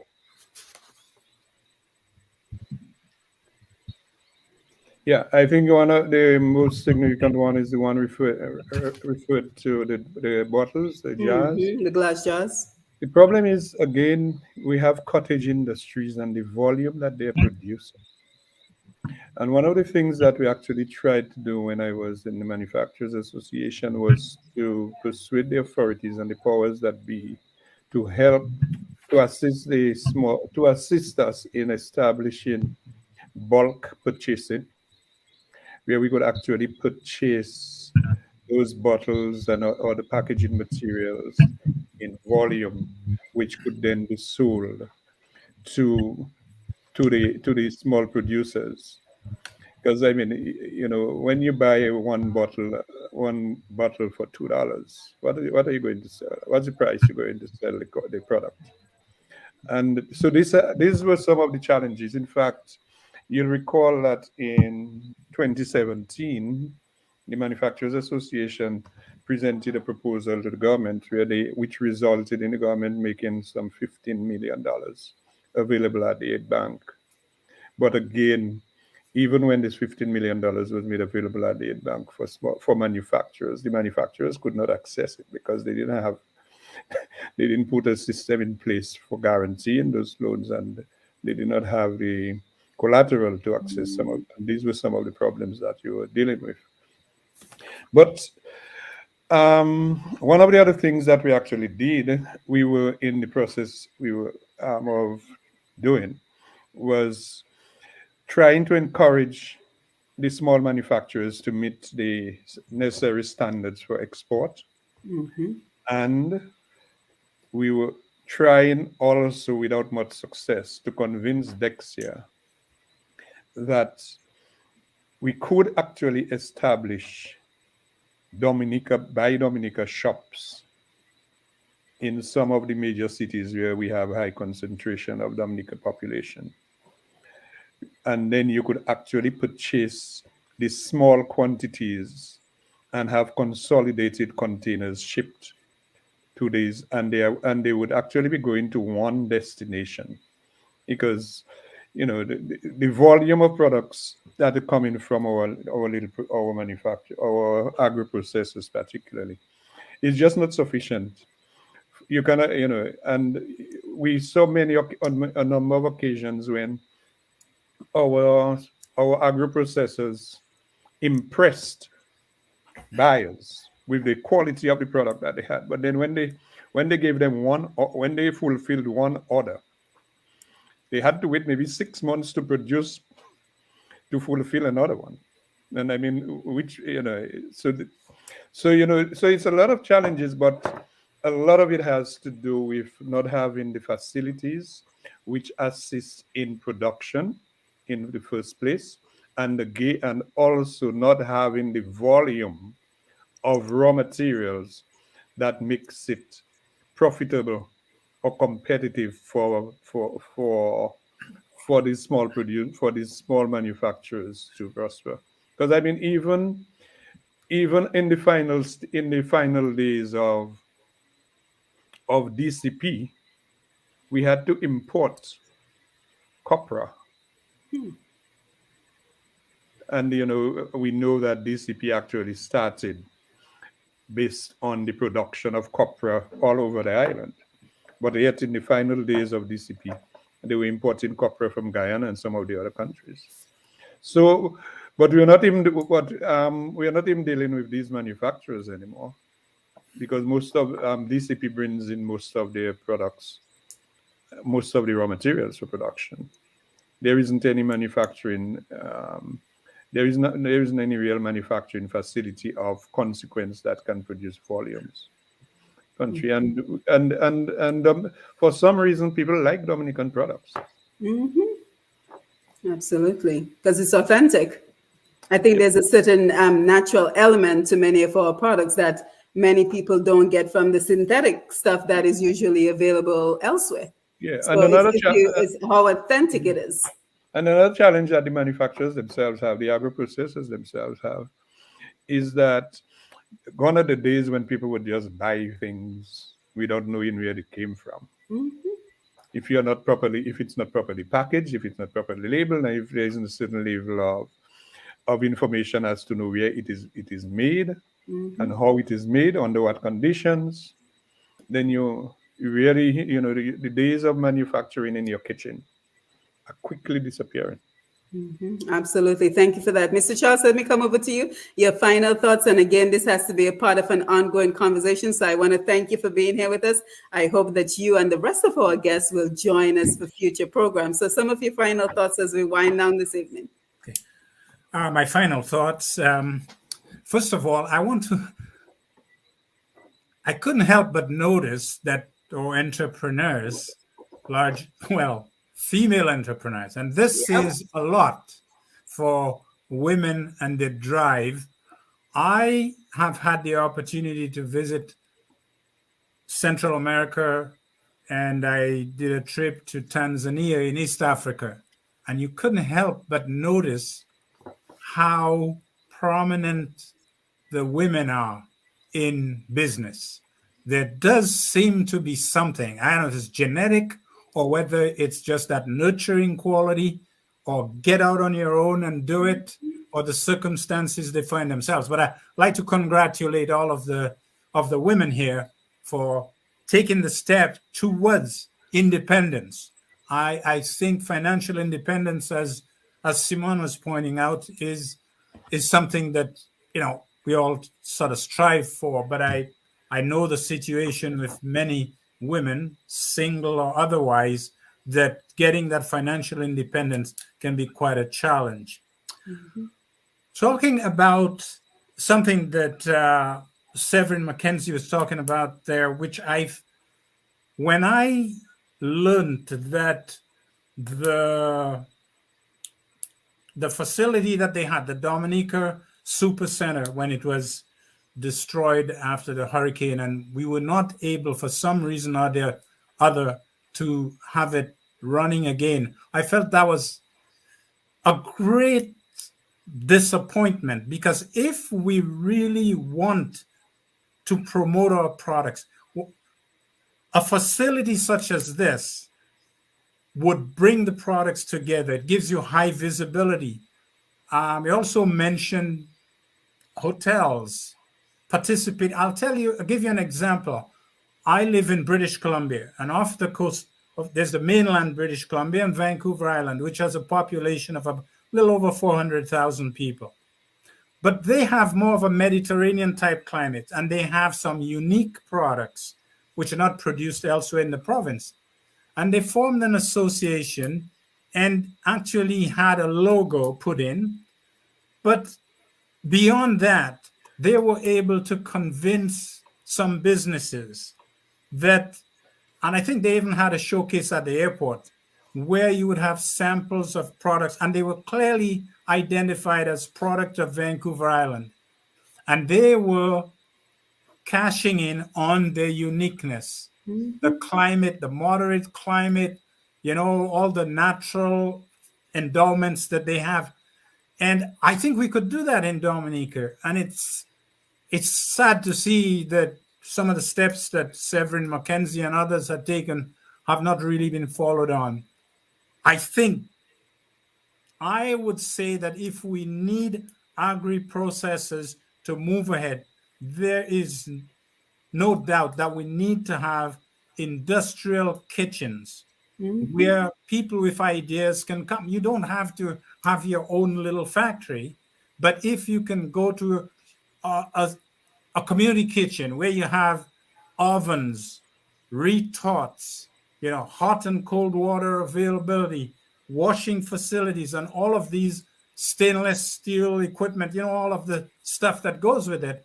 And this can be supplied in a community kitchen or an industrial kitchen where people have access to that. And I think that would be a great step if we can do that, if we can move. Now, we've heard a lot about agro-processing in Dominica, the need for it. Severin has clearly pointed out some of the problems that we have with continuity of supply, etc. Because once you say you're going to build a product, you want to develop it, you need to be able to guarantee supply, because the people at the marketing end, they don't have a good feeling about you when they call you and you cannot supply. I think we have the rudimentary elements among the folks here who have great ideas. And I would hope that, people can think a little bit forward as to where we want to go with this, and not just use the word agri-processing because it sounds nice, but to actually be backed up by action. And as Dr. Raphael has pointed out, there are opportunities out there, and we just have to probably work a little harder at it and smarter as well. Thank you. Yes, thank you. Thank you. Very well said, Mr. Charlson. Again, thank you for joining us this evening. Doc, let me come over to you for your final thoughts as we wind down. And then, guys, stay tuned. Vincia, I know you're coming in and out, but hang in there. We are almost done. And I want to make sure you have an opportunity to let us know where we can pick up your products. So, Doc, let me come over to you, and then we will wind down with our agro-processors this evening. Doc? Well, thank you. I'm just so inspired and by so many young women who are wanting to take this to the next level. And so that is very inspiring to be able to see that. I concur with Mr. Ron that all this stuff needs to be done. And by Dominica, we just want to be an extension of that great work outside of Dominica. We want to showcase, we want to promote, we want to support. And I don't just want to support our manufacturing that way, but to be able to provide feedback, like I mentioned. I want to be a part of this larger conversation where we can, we can guide our young entrepreneurs. And we need to take those conversations beyond just them to our businessmen and women, to be able to incorporate them into businesses, to be able to promote, as we say, consume what we manufacture. Yeah, thank you. Thank you for being here. Vincia, let me come over to you very quickly before your internet drops again. Okay. So remind us the name of your company, remind us your products, remind us where we can pick up your products and how we can get in touch with you. All right, so my business name is Waitukubulina Chiliali. My telephone number is 225-9405. Say it again. 225-9405. My products include cocoa sticks, cocoa balls, cocoa powder, cocoa butter. I also do coconut oil, carrot oil, bay leaf infused oil, ginger oil, and nutmeg oil. And you can message me via WhatsApp, You can call me directly. You can get in touch with me through my Gmail account. It's vinciaparis25@gmail.com. And I Again. do deliveries to Roseau, and I can also send to Portsmouth. Excellent. Thank you for that. Krishana, let's come to you. Remind us your products, the name of your business, contact information so we can support you. Okay, so I gathered some of my products. Oh, good. Excellent. For those of us so who are watching on Facebook. so my business name is Manny's Melts. I am on Facebook, Instagram, WhatsApp, TikTok, anywhere. Just look for Manny's Melts and you'll get me. Okay, my phone number is 317-3447. So you can call me, you can WhatsApp me, or you can find me on Facebook and I will respond. Excellent. I have scented candles, so I have one in my hand. So I did I'm looking for my camera. So my candles are normally in an 8-ounce size, but the persons were asking for a smaller size, so that's how it looks. I have changed the design so I can do any design. If you want liberation colors, you want anything, I can customize your candle for you. Currently we have changed our fragrances and now we have 4. Cinnamon lavender, pineapple sage, and sea salt and orchid. So that's one. So it actually looks like it has like a marble, like kind of a marble effect, and it's soy wax. And then we have our foot scrub. So we have 2 types of foot scrubs. They come in 8-ounce and 4-ounce sizes. We have lavender and mint, and we have eucalyptus and mint.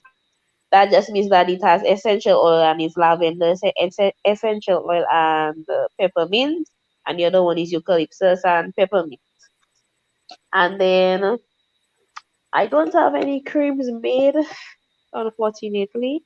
I have to make, but I have massage candles. So this is how my massage candle looks. It comes in a beautiful matte tin, okay, and it's gold because I love gold. I feel that is a great representation. So we have 2 types of massage candles. We have one, the name is Chill, and the other one is Sensual. So Chill, the massage candle is actually a candle. You light it, and then you can choose to leave the flame on. It won't burn you. You can choose to leave the flame on, or you can out it, and it can be used as a massage oil also. So the Chill has chamomile oil, which is made in my kitchen. Um, Olive oil, vitamin E oil, shea butter, and an essential oil. And then the sensual has weed oil that I brew in my kitchen also. Carrot oil, carrot oil. That one it melted in the sun. Shea butter because they also have butters in them. It has shea butter, cocoa butter. Okay, so it's healthy for the skin and it's skin safe even for the children. I have a toddler and it was tested on him and he was fine. Okay. And then we also have that's our my camera don't want to think that so that's our coconut punch, and then we have peanut punch also in 2 sizes. We have the big bottle and we also have smaller sizes. Another thing I just wanted to mention when someone mentioned about glass jars, so my glass jars I get them in Dominica. The only jar I don't purchase here it would be my tins. I would have to order them. But my glass jars, they are actually purchased at Jolly's wholesale. I have big sizes, the 8-ounce. I think that one is there, but you get the cover, you get the lids, and you get the glass jars. Okay, and I have to use these because they are thick. if I use a thinner glass, the heat will cause it can burst. So it's normally the best jars I use when I make my candles. So this was actually purchased by Jolly's Manufacturing for persons looking for jars in Dominica, because I've had persons message me and ask me, I bought a candle from you. Where did you get your jar? And I tell them I go to that Jolly's. I get even my jars. They have plastic also. I think Jolly should give me a discount for advertising for them. I agree. So they also have the plastic jars, and they have they have the 8 ounce, the 4 ounce, and they have the glass also, and they also have mini ones that I use them in case a Yeah. customer wants me to customize. And we do self-care boxes, so all these lovely products you can get them in a box. And our boxes also have self-care journals. We also have tumblers. We customize the tumblers for you if you want a little writing on it. We really write a little nice notes on top of the box. Make it all pretty and wonderful for whoever you want to give that special gift. Excellent job. Thank you. Manny's Melts, Facebook, YouTube, all social media platforms. Kama, let me come. YouTube not yet, but we come in there. We come in Okay, soon. yes, you need to get there. Soon, we'll be there soon. Yes, thank you for joining us. Kama, over to you. Yes, so we do wildcrafted Caribbean sea moss. It's the sexiest thing you're going to see from Dominica, off Dominica. You can't get any sexier than this. Sexy sea moss, forget it. You can contact me via telephone at 767-277-9587. I'll repeat, 767-277-9587. You can contact us via email at heymamaproducts@gmail.com. Of course, we're on Instagram at Hey Mama Products. We are on Facebook at Hey Mama. We're on TikTok at Hey Mama Products. And we recently started a YouTube page, but we haven't put anything there yet. But there is upcoming developments. YouTube is definitely on our agenda. Well, thank you for being here. And I already stated where you could find it on Island. Yes. Most of the major supermarkets. Our target, because we're learning new vocabulary thanks to our experts this evening. Our target is to get you beyond Dominica. And then for those who are not yet in the supermarket, our first target is to get them into the supermarkets such as Vincia, and then to think of international markets. Severin, McKenzie, let me come over to you for your final thoughts as we wind down. Unmute. It was a pleasure contributing. I thought I had made my exit from manufacturing, but you caught me this time. And we appreciate you. Yeah, one of the more prominent budding small manufacturers in Dominica is in fact the producer of Choco Dominique. Don't know if any of you have heard of it. It's the instant chocolate. And he actually came on the scene as a result of a make something to sell competition that the Dominica Manufacturers Association organized for young people. And he ended up being I think he got the prize money. With the prize money for the first prize, as the first prize winner, he used as seed money. And right now, he's one of the most prominent small businesses, small agro-processors on the island. We also, had some interventions at the Portsmouth Secondary School, where through our efforts, we had them to participate in some trade missions in Peru and Ecuador, and really had a good showing up for themselves. So these are some of the things that we in the Dominica Manufacturers were trying to promote, trying to get the schools to participate, and we had in fact adopted the Portsmouth Secondary School. But Maria brought an end to quite a number of those initiatives. But for agro-processing, there is a lot of there are a lot of prospects for agro-processing in the country. And if some attention would only be given to the production side of it, where the products, they could produce the raw materials, where they could in sufficient volume. So for example, we have, the peppers and those type passion fruits, and not only producing the raw materials, but producing the appropriate raw materials for manufacturing, because there are some products that you don't, the variety for manufacturing is different than what you just pick and eat and consume, but this goes with research. And one of the things that we do not have for the agro-processing industry in Dominica is any type of research mechanism where small manufacturers like these young women who appear here tonight could go to and not be experimenting to see how their product,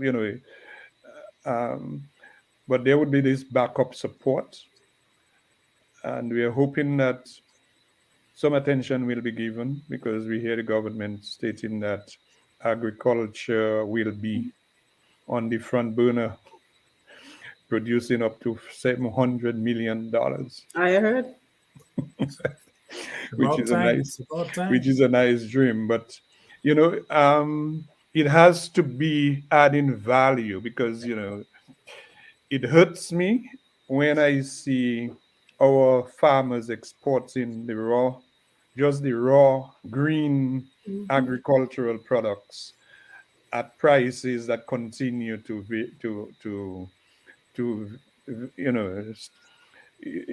they get one price this week, and then the market conditions are not good. Then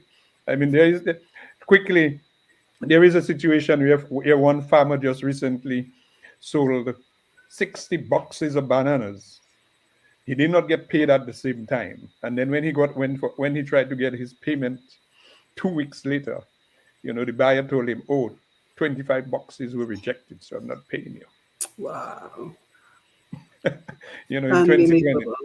In 2022, farmers go through this thing that you still go through the grinds of production, and then you go to selling it, you deliver it to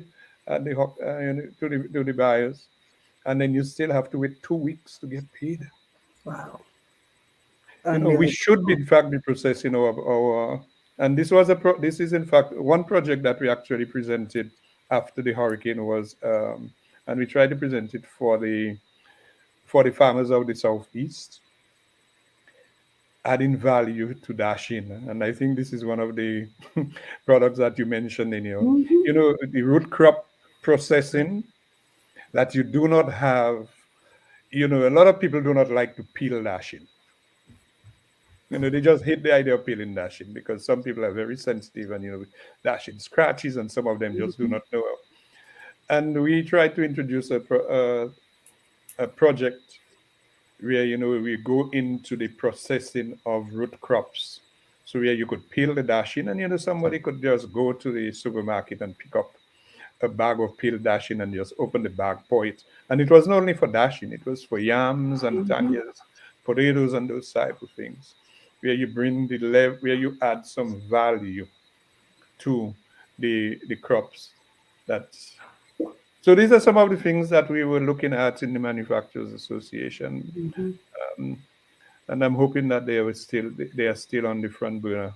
Yeah, and I want to thank you, Mr. McKenzie, for being here and for stepping out of your current day job and taking a step back into wearing your manufacturer's hat and providing us with this information. And you're so correct, because we see companies like Chocolisto, and there are other companies who have made it very successfully in the international markets. So it begs the question: how do we use that formula to ensure that Vincia and Karma and Krishana and Muriel can also enjoy the same success? And when we look at countries like, for example, Uganda, that is one of the largest banana producers, and they make so many other products out of bananas. So I did a quick write down. They make beer and gin and wine and flour and cosmetics, and they use the leaves of the bananas for roofing. They use the fibers for clothing, for decorations, and for souvenirs. One product, bananas, that is being a major income earner.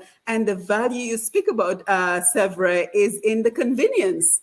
Because this is a new day. We can't complain too much about folks not wanting to peel dashing anymore. Let's get past that to how can we make it convenient so that the farmer can still produce dashing and still be able to sell it, but make it into a more convenient product. So again, I want to thank everyone who joined us this evening for Roots Connections on Q, right here on Q95. Dr. Jolly just said dashing chips, which is a great idea.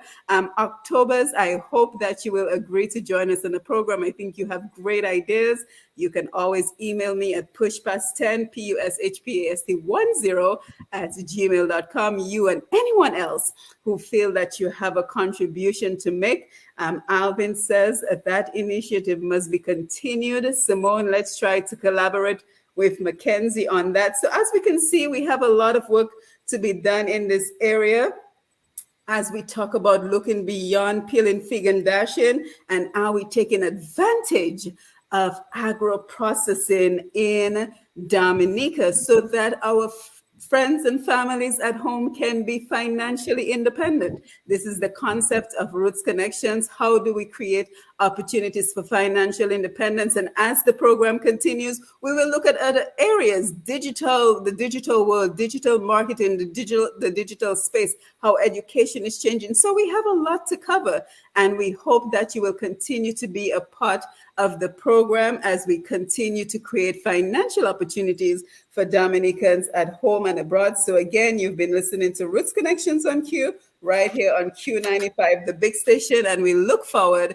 to another opportunity to engage with you as we continue to build the resources needed to give financial independence to our brothers and sisters at home and abroad. And with that, I say good evening. Thank you, Lammy. Thank you, Mr. G. Thank you, the Q95 family. Thank you to our wonderful panel. We hope that you will join us again for yet another program as we continue this information and as we track your progress, because I would love to be able to track your progress, Krishana and Kama and Vincia and Muriel, and, bring on other folks so we can get them the exposure and the support they need. So again, to our Q95 listeners at home and abroad, thank you for being with us, as well as our Facebook Live and YouTube Live audience. Thank you for being a part of the conversation. So until we meet again next time, November 23rd, I am Simone Mathieu, and it is always a pleasure to be here with you. You have yourself a good night. Unmute your mics and say bye to the folks. Thank you, guys. Thank you so much.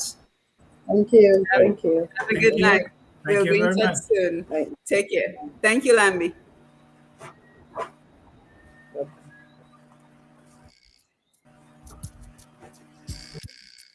Yo!